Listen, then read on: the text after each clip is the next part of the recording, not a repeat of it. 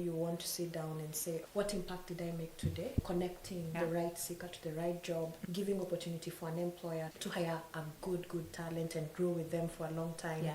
It's not about your experience, it's how you show up. Said, hire for attitude, train for skill. I can train for skill, but you can't train attitude. So I love Ugandans. They are very friendly. They are very collaborative. So I've built a very collaborative culture. Kenya can be cold. Can be 2 months of you never seeing the sun. Yeah. But Uganda, it rains in the morning, you can go to the school in the afternoon. Yes. It's amazing. Young people are becoming clever. I don't have to show up to the office. So they'll take any job, no matter the environment, to survive. What impact are they making? What is the purpose? If I come to this job, apart from the salary, why should I wake up every morning to show up? The skilling and upskilling will become a must. It's a strategy to attract quality talent. If you as an organization do not have that set aside intentionally to skill and upskill, you'll lose out. Welcome to another episode of one of our favorite segments, the On Sectors segments of the podcast on Uganda. Today we have the Country Manager of BrighterMonday, Miss Xenia Wachira. BrighterMonday under the African Talent Company. Our audiences, who we think are the patriots, love any knowledge to build them personal growth, which you are very passionate about. Career, people, development. So we're going to be listening to all of your insights today, and we can't wait to soak in. My name is Aggie Patricia Turomwe. Welcome to the podcast. Thank you so much. So tell us, what is top of mind as a country director in the skilling industry? Top of mind, you want to give value. You look at the bigger picture. At the end of the day, you want to sit down and say, what impact did I make today? Connecting the right seeker to the right job, giving opportunity for an employer to hire a good talent and grow with them for a long time. And also see their business grow, because people, they're the biggest resource in any company. Being in that business gives me purpose and impact. I've been at it for the last 8 years. But I'm curious, you just said purpose, value. How is that going for you, especially today? Because 10 years ago, people would have to line up at offices waiting and probably have all their afternoon or morning wasted. But today, an evolving digital landscape, how is it going? What are the trends you're noticing that you are probably using at work or other players? I would say definitely we, as BrighterMonday, are pioneers of digital recruitment in East Africa, at least. I started working with BrighterMonday Kenya 8 years ago. At the moment, it was the problem we were solving is, how do we stop a seeker from carrying a physical CV and walking all over, But that is no longer a problem. Now we have a bigger problem. That has allowed us to pivot, which is it's not enough to just connect. You have to take the extra step of skilling the seeker to be relevant in the workplace. Be ready. Exactly. Job ready. If you notice our trends, we have pivoted to skilling as well. Now we are so much about soft skilling because we noticed a lot of seekers show up but don't get the job. Or if they get the job, they are not able to stay at the job for a long time because they lack basic skills. Notice trends like soft skills coming up. That's a big thing right now. It's not about your experience, it's how you show up at the workplace. It matters a lot. You'll see some of the skills most employers interviewed last year under the Future of Jobs Work, which is a global report. Some of those skills that are on high demand have nothing to do with academics. They have everything to do with how resilient are you? Are you willing to learn? Continuous learning. With this workforce and the world right now, you need to keep learning all the time. Skilling. Someone said, hire for attitude, train for skill. I can train for skill, but you can't train attitude. So the way you show up at work as a job seeker and as an employer, the environment you create will really set a trend for you on how your business will grow. Because now people are becoming the center stage. Apart from profits, which is the result that we drive as the country, or the business leads, there's also this other KPI which is called people that you need to be keen about. You're passionate about. Which I'm passionate about. And coming from the Kenyan people to the Ugandan people, what is the difference? So identify. Very fast-paced in Kenya. Yeah. Very, very fast-paced. I love Ugandans. They are very friendly. What else? They are very collaborative. In Uganda. So I've built a very collaborative culture. Which now, if you think about the traditional workplace, it used to be marketing in one corner, then there's sales in one corner, then there's product. Finance. But they are not coming to see how, if we come together, there's a lot of collaboration. I love working with the people I work with. They are very smart individuals. Yeah. Every time there's a big decision or we need to plan ahead, I'm passionate about including people in decision making. Yeah. I want to see what each person thinks when making decisions in the business. That's what I love about Ugandans. I love your weather as well so much. If I hadn't been to Kenya, I would have thought, what Why be different? But Kenya can be cold. Can be cold. Can be 2 months of you never seeing the sun. But Uganda, it rains in the morning, you can go to the school in the afternoon. It's amazing. So I traveled a lot when I was younger with my grandmother, who I mentioned before the podcast that she was Kikuyu. So she had some property that we always had to travel to Kenya. And since I was always home during the holiday when she had to make the trip, I would be the one she gets to travel with. So I take pride in that. But I'd always noticed Kenyans would always be in like pennyholes or stockings, and they looked very formal. Yes. And on the road, they're walking so fast, catching buses, running at my young age. I'd never see Ugandans run or walk this fast. At some point, I was at uni, and one lady told me, "Tambula kompola, walk slower." And I'm thinking, okay, this is the first time anyone gets to tell you this. But I also think that Kenya is very high in terms of GDP. What is the East African job market like today? So the East Africa job market, we definitely look at data to see which sectors are growing. One of the things I've seen across the two markets is banking and finance is always your top industry. Healthcare as well. So there are specific sectors that have high growth compared to others. I've seen the rise of remote jobs. Young people are becoming clever. I don't have to show up to the office. I can work for a global company without ever stepping into. I have so many friends who do that. And they are really doing well. And I find that as one of the things that's coming up. Another thing is now seekers are very particular about which organizations they are joining.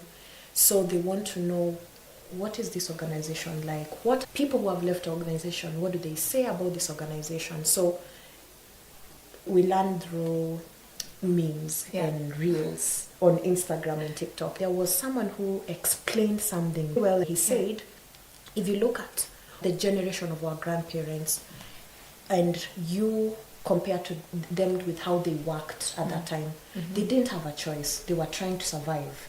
So they would take any job, no matter the environment, right? To survive. Then you come to the generation of our parents, which now for them it was a bit easier. It was about standard of living. How do I take my children to a good school? How do I set them up? That's why I feel like our parents, their love language was provision. Have I paid your school fees? You're good to go. If I've paid your school fees, then I know your future is catered for. Now you have this generation. Their standard of living is already okay. It's about the quality of life. What impact are they making? What is the purpose? If I come to this job, apart from the salary, why should I wake up every morning to show up? If you're a business and you haven't defined that, you're losing out on a very quality talent. Because now everybody is like about, okay, we know we're here to make money, but what else is here? What are we doing? They are very passionate about what impact are we making in the world. You spoke about purpose when you started the conversation. So. It made sense for me because I see now, like even with hiring younger people, how they think, how they question things compared to the older generation. Things are changing so much. In East Africa, those are the similarities. The skilling and upskilling will become a must. It's a strategy to attract quality talent. If you as an organization do not have that set aside intentionally to skill and upskill, you'll lose out on good talent. That's also something I see a lot Just on that point, I feel like before it was a lot of multinationals. I had my entry into the job market with international companies, and they skilled, and I didn't see that a lot elsewhere. But today, even the local companies are skilling their employees, so they're seeing the value. And you'll see that by the uptake of how many HRs now are being hired as L&D managers. Now, HR as a broad, HR used to be this one whole thing. Now, it's getting divided into employee engagement, especially someone who is just primarily there to engage employees. There's one person for L&D, which makes sure that you're always on point in terms of skilling. It's changing, becoming segmented so much. And someone was saying the level of change at which the job market is changing now, in the next 10 years, it will be worse than this. Like the change you're experiencing in 3 years will happen like in a year.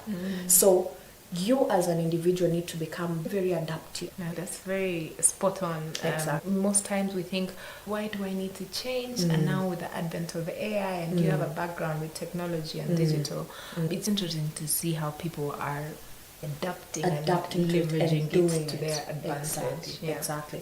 I've noticed this mostly affects the corporates, but I've also seen employer branding is a key strategy now for organizations that want to attract good talent. What I mean by employer branding, there's the branding part, which is how you present your brand, your product, but now there's how do you represent yourself? What's your perception as an employer? This has happened in Kenya and Uganda, where employers are now very intentional about how do I improve my employer brand out there? What are those frameworks I need to work on to improve?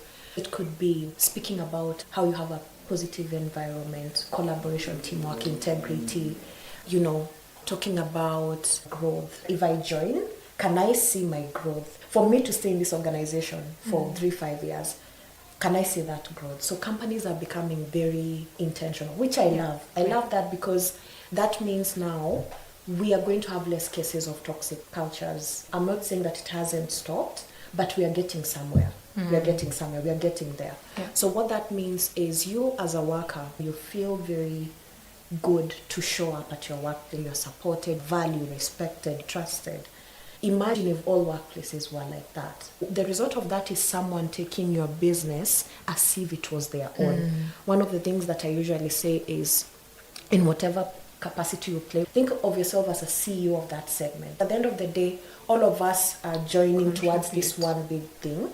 So if you are entry level and all the workers are lacking that ownership, then you're not seeing that growth. But if you give that to everyone, then by all means everything else just works out by itself. Right. Yeah. And maybe for that patriot who is listening now, they've applied for a job. What's your advice for the employer to create a culture of inclusiveness, to maintain or nurture that young person who has just entered their job? I think it starts with the leaders of the organization. You have to be very intentional. I have a coach and she was telling me, is there anything like work-life balance? It's just life. The way you treat people in your home, your gate man, your children, your wife or your husband, you are the same person at work. If you are unreasonable at home, you will be unreasonable at work. You can never separate who you are. It's just life that needs you. Right now you're at home, you're a parent, at work.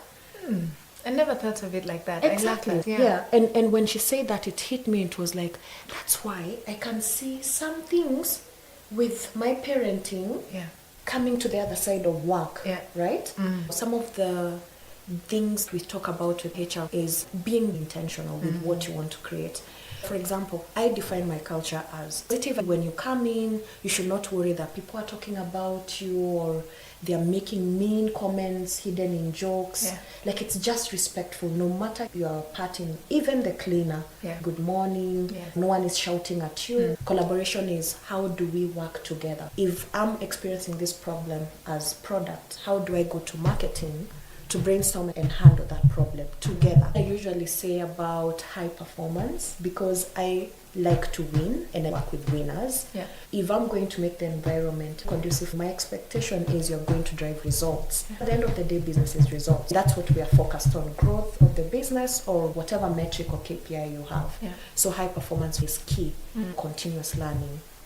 What are you doing to better yourself? What course did you do? If I have a problem, can I search for a course and do it and come up with a problem? Like that attitude of wanting, being curious to learn brings growth. You alluded to that generation, the Generation Z. They don't want to fit in the box of the millennials and the boomers. Yeah. And then you also have the unlocking earning opportunities. Yeah. So in terms of unlocking earnings, I like to listen to different. Every time I meet, even you right now, I'm always curious to learn something from you. Yeah. We can't know everything. No. So someone said, in a graduation ceremony for graduates, they had gone through soft skill training and were trying to get jobs. The host said, have you ever thought about if you left campus and you have this person who is amazing with social media, you're amazing with making, let's say, bags or whatever, someone very good with accounts, even without thinking about employment, if the three of you came together with your skill sets,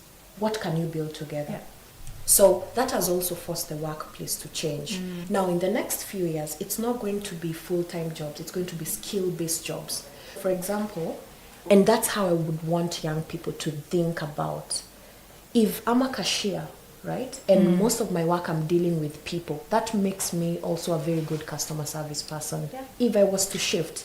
So it's not being focused on one thing. It's also thinking about, with my skill set right now, what else can I pivot on? That unlocks your earning, right? There's also the gig economy with gig works of 3 months, 2 months. You can unlock that as well. Yeah. So much consulting happening right now in the world of work, where you work with consultants who are experts in something. So that can also unlock your earning, right? Yeah. So there are so many. I can't exhaust them. It's amazing because you're in the so many opportunities unlocking earning without full-time employment. Of course, even think about how financial literacy has become a thing. Yes. Things that we should have known when we were 10 years old, we are knowing them in our 30s. If you had that knowledge then, that you can start investing at that time, you can start investing, you can, crypto, all these things. I feel like right now we have more earning opportunities compared to 10 because there was no knowledge. Now knowledge is free. So imagine what you can do with all this knowledge. It's up to you. And the opportunities you take advantage of, that's what will drive you. If you just sit and wait, if you're not motivated, you're not pushing yourself, then you are going to be left behind. The world is changing fast. Thank you. Yes. That was brilliant, honestly.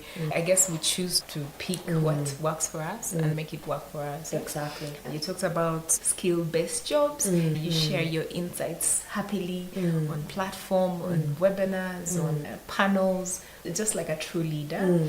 And you recently were in a panel, Women at Work report. Would you tell us more about that? What were the findings that were most interesting for you? So we did that report beginning of 2024, and what we were looking at is to really just check what are women's sentiments about the workplace right now. And what we were looking out for were things like women are underrepresented, but things have changed. And one of the in particular things I caught as a data is there is no intentionality in terms of growing, particularly women. And I don't know whether it's the way we show up. I don't know whether it's employers or the way we are as women. Let me give an example. Have you heard a man is more able to negotiate a higher salary than a woman, right? Absolutely. What you said about women not feeling confident to share their insight, what they've learned in those years of experience, that it can give value to someone. They don't think it's credible. They don't think it's credible. There's this imposter syndrome that boxes women to think a certain way. One of the things we found was a higher percentage of companies are not intentional about skilling and growth of women. Maybe it's because we are not saying what we are doing. We are waiting to be seen instead of shouting about what we are doing. That could be a problem. If you look at workplaces, it's not changed in the last 20 years, but the way women are created and how men are created. One of the things that came up on the report was the favorability, the inclusiveness of women when it comes to work. We don't have menstrual Women's Day, like for you to take a break. These are problems we are going through. No. If you look at maternity leave. Wait, so you would suggest we get a week of menstrual? Yes, because if you think about yourself, are you productive during that time or forcing yourself? Sometimes I'm very productive, sometimes I'm right. It's different for different women. Think about maternity leave. Other developed countries are doing it. But think about you as a woman, you need to show up at work, then you have to go home, think about what your family, what they're going to eat, you need to take care of your family. There's so much you need to do. It came out in the report in a package in a different way, but this was also discussed in one of the panel discussions we had about in the Women's Month in March. If you think about all this, it's like the workplace favors a man more. Yeah. If I'm able to do the extra hours, when I go home I can't take care of my family, and I'm still competing with someone who is fully supported. I call it the men's privilege. There's a woman who backs you up, who is behind you, who will make sure you show up 100%. Yeah. But what about that woman? That is true. I'm newly married, and my mom keeps saying, "Oh, you shouldn't say that." No one can ever prepare you for marriage, right? As a woman, you have a home to take care of. If you are a businesswoman like myself, exactly, you have duties. So I have nieces and nephews. I have friends, but you only have 24 hours in a day. Exactly.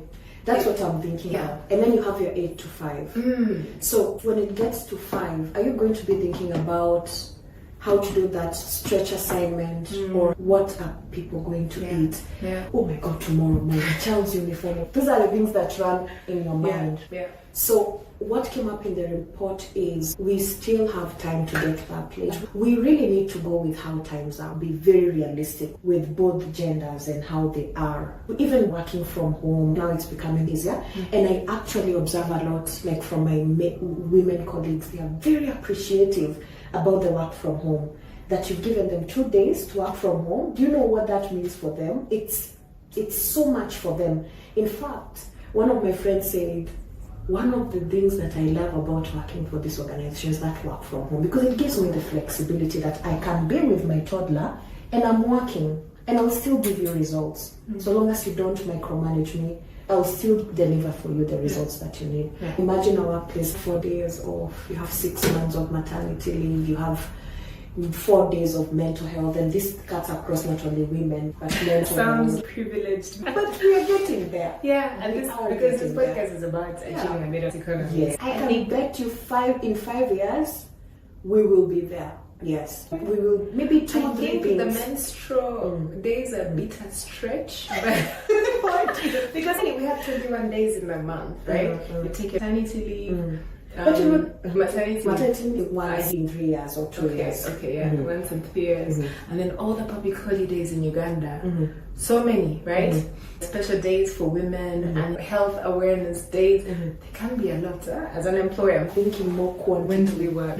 You're thinking more quantity than quality. Thinking more 8 to 9 sit and yes, and 5 days a week. When you're clear about what you want from people, you've joined the organization, this is what you're going to drive and this is what I expect from you. All you should worry about is how has it been delivered. So where I work from when I'm delivering should not be a problem. You see me in office 5 days, that should not be a problem. You're completely right. In my 9 to 5, we had a brilliant lady from BrighterMonday. With that experience with women at work, what are the challenges that people in general are facing, especially the young workforce? You are an enabler, you're connecting the talent to the workforce. What are the challenges amid your operations that if something was changed, it would help you work faster or easier? I think the challenges would be availability of jobs. That's why I like people to think about creation of jobs as young people. After campus, you're like, now I need to get a job so I can move out. I would want for people to think that as a short-term thing. And if you're real going into career, you have to have a plan of your growth. I think if we created more opportunities for jobs, would be at a good place. And it's thinking about how do you get a young person who is already having a brilliant idea? How do you get them to scale? How do you support them to scale their business so that they can be able to bring on other people, right? So we have to think about it like that. Which you're already doing. Exactly. Skilling, not only for full-time employment, but entrepreneurship. Last year we launched courses that taught people, how do I take my cake business to social media and get more sales from social media? How do I interact? How do I do customer service on digital platforms? Yeah. Like, that's very relatable, because that can literally get a person who is making bags or shoes to grow if given the chance. We need to think about that, and which is already going. It's not only with BrighterMonday, but I see it everywhere. It's about soft skill training. It's a big problem, because you would find that a seeker has showed up for an interview, how they present themselves, how they talk, how they communicate, how eloquent they are. Those things affect them getting the job, which is unfair. I think that's a problem being catered for. Yeah. The third one is attitude. That's a big problem. Employers are keen on hiring people with good attitudes. When I say good attitudes, it's, again, we are going back to the agility, being resilient, being, creative, having an analytical thinking. Those are the things that people are looking for beyond the bare minimum, which is your skill set. So how do you get more people to know it's critical to show up in a certain way? Merit-based employment is better compared to 10 years ago. What do you think has enabled that? The job platforms going digital has enabled that. And one of the most interesting things we found out this year is, if you compare the last 3 months of 2025 and the last 3 months of 2024, there has been a 43% growth in employers advertising. Why? People are now more open to using digital ways of recruitment, and a 92% growth in listings. That's a huge growth. Yeah. I think because of the current issues with Trump, there's been a decline, a month on month, Jan to now. 43% growth in employers going digitally to advertise means more jobs and more merit-based recruitment for young people. So that's good. I mean, for young people in urban centers, because most populations in Uganda, at least, are in rural areas. It's not so inclusive, but with tools that are able to already sieve out. Because I can imagine you get thousands of resumes. Yeah. So if you have tools that make it quicker to find just one person, it makes it very easy. Yeah. However, it's not all jobs that can be handled digitally. Some will require you to use the traditional way of recruitment. Yeah. That's not Uganda only, that's Africa. We are not yet there, but we are getting there. So that made us evolve in terms of getting a new business line of executive recruitment, because experienced professionals are not looking for jobs on a platform. They've already built their career, they know what they are headhunted. So we can't also say that that is not happening. It's not as much as the digital, but that's happening as well. In terms of going out of Uganda, we are very keen on that. We are taking soft skill training to northern Uganda, trying to skill as many. It doesn't matter whether you went to university or not, whether you stopped at S4. We are also now rolling out the soft skill training to give an opportunity to anyone to get or create a job. So yes, I do hear you on the biggest percentage being here and then looking at the entire Uganda. There's something there that needs to be looked at a broader stage. Yeah, at least you're playing your part. You're going to the countryside. They need those skills. Yes. Congratulations. So we have the very last question we ask every guest that comes onto the podcast. Are you ready? So now, with you trying to connect talent to the work opportunities, if that happened, how do you hope we can achieve a middle-class economy? Because the World Bank projected that Uganda is going to achieve a middle-class economy where people have jobs, income, better way of life, education, healthcare. How do you think we can achieve that? For me, and particularly where I see it, it's the wage increasing. The average rate of Uganda needs to increase, right? The last time I read, and I don't want to be held, because I haven't read what is the current one, I saw, that was like 2 years ago, either I was listening to something or I read something, it was 200K average. That's very low. For us to get to where you're saying by 2040, we need to increase that to like $500, almost $600 a month.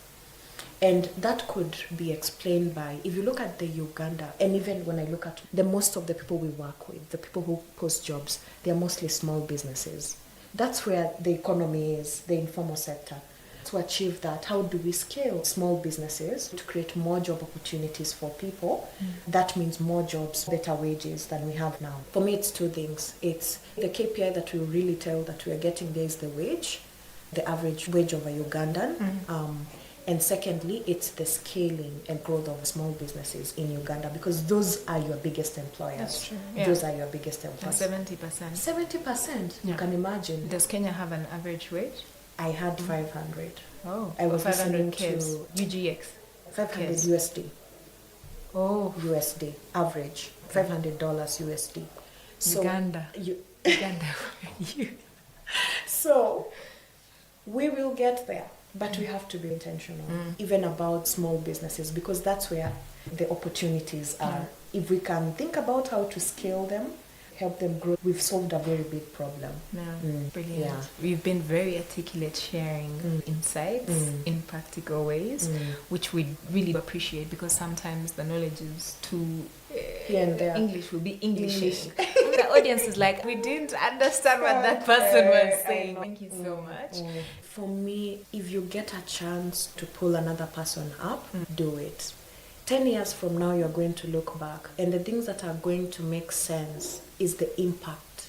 It's not about how much money you made. It's about how many lives you impacted. As a leader, whatever you can do, do it. I was given a chance to grow in BrighterMonday. I've only had 2 employers in my career in the last 10 years. So that's amazing. Yeah. The first person, I only worked them for 6 months. The rest has been BrighterMonday. So you can already tell what kind of an organization BrighterMonday is. We have so many people who have grown over time. I started as a sales executive. Yeah. And now being given that chance to grow and be thrown in the deep end, someone really trusting you, even when you doubt yourself. Every day, even when you doubt yourself, they're telling you can do it. Why are you worried? You will do it. You need to do that for someone else. Create environments. This is for leaders. This is for business leads. Just make sure you impact someone's life. It could be in the development and the promotions you make. It could be in the wider reach, the insights you share with people. Just impact someone's life. What a good note. Yes. I believe when citizens have knowledge, they make better decisions from choosing leaders to knowing that, this I need to skill my employees. All those small things people do in businesses, in their homesteads, they contribute to the economy if they're busy with activities. It's the small things done consistently. Wonderful.